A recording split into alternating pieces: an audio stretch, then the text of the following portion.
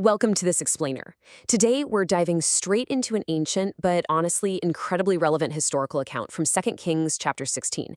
We're going to examine a desperate king who found himself completely cornered by enemy forces. We'll look at the immense pressure of leadership he faced and the absolutely disastrous choices that followed.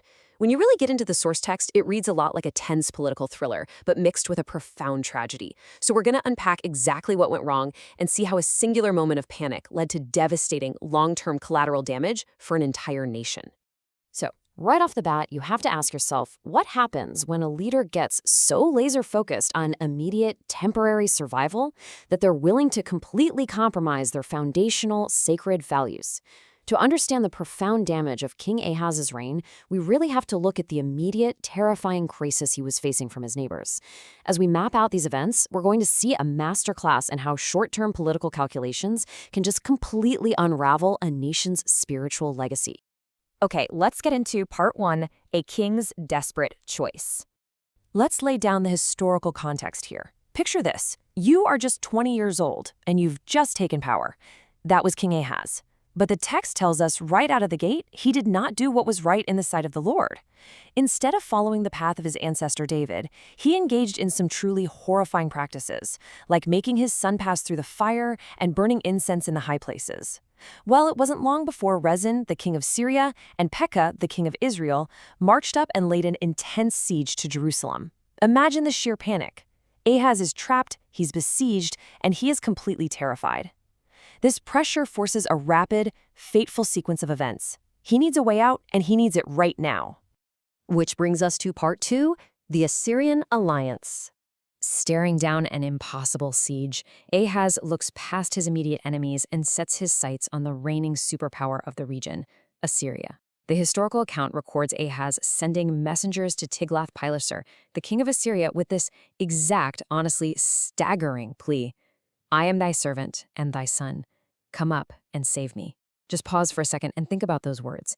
He is completely surrendering his national sovereignty. He's throwing away his spiritual reliance. He voluntarily declares himself a vassal, a servant, and a subordinate son to a foreign king, all just to get military backing against Syria and Israel. But, as you know, words aren't enough to buy a superpower's army. To seal the deal, Ahaz had to pay a massive price. The text tells us he literally stripped the sacred house of the Lord of its silver and gold. He emptied out the treasures of the king's house and sent the whole lot as a quote-unquote present to the king of Assyria. He is literally taking the sacred, dedicated artifacts of his nation's spiritual heritage and using them as a desperate political bribe. And from a purely tactical standpoint, the ploy worked. It provided immediate relief. The king of Assyria listened to the money, marched his army up against Damascus, captured it, carried its people away, and killed King Rezin of Syria. The immediate threat to Ahaz was neutralized. But here's the kicker. This temporary relief came at an unimaginable cost. God was incredibly displeased, and the great collateral damage to Israel was only just beginning. Let's look at part 3, the altar of compromise. So, with the siege lifted, Ahaz travels to Damascus to officially meet and pay his respects to his new overlord. And it's right here that the story reaches its spiritual climax. This is where a political compromise turns into a full-blown spiritual obsession. While in Damascus, Ahaz sees an altar, and he becomes utterly infatuated with it. This triggers a stark shift in spiritual allegiances. On one side, you have the original sacred brass altar of Jerusalem, the historical centerpiece of their worship. On the other side, this new Damascus altar, a foreign, completely pagan design. Ahaz loves this foreign altar so much that he sketches out the exact blueprints, getting all the fashion and pattern just right, and sends those plans back home to Jerusalem. Now for part 4, the priest's silent failure. This introduces us to a really crucial figure in this continuous spiritual decline, Uriah the priest. Now, in any healthy leadership structure, advisors and spiritual leaders are supposed to serve as moral guardrails. Uriah was supposed to be the one to stand up and tell the king, no, we cannot do this. He was supposed to correct Ahaz. But what actually happens is a catastrophic failure in leadership.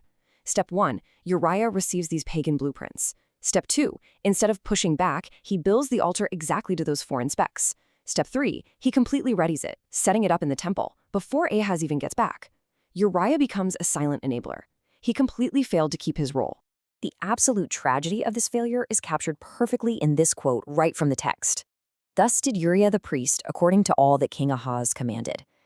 It's the tragic compliance of a spiritual leader who prioritized following a king's command over doing his sacred duty.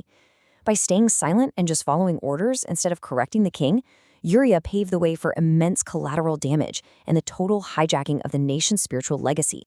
This leads right into part 5, sacred loss and desecration.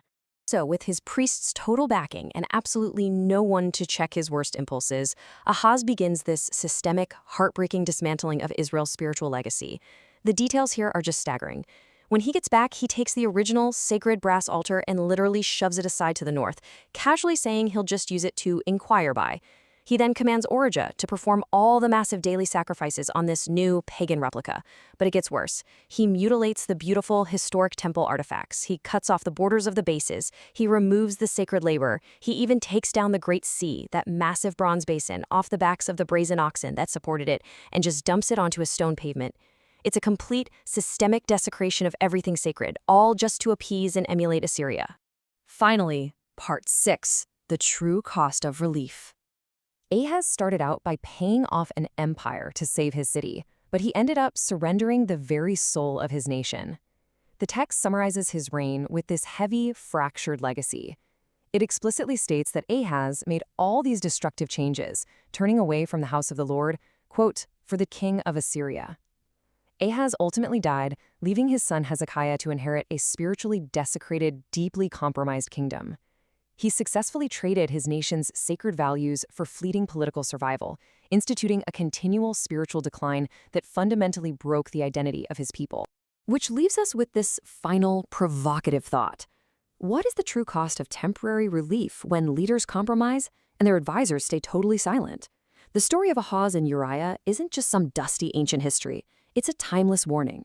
It shows us exactly what happens when a leader operates out of pure fear and when the people tasked with holding the moral line choose silent compliance over courageous correction. The ploy might have brought temporary relief, sure, but God was displeased, and it resulted in profound, devastating collateral damage. Think about that the next time you see a quick fix that requires sacrificing foundational principles. Thank you so much for joining me for this explainer, and I highly encourage you to keep questioning the true cost of compromise.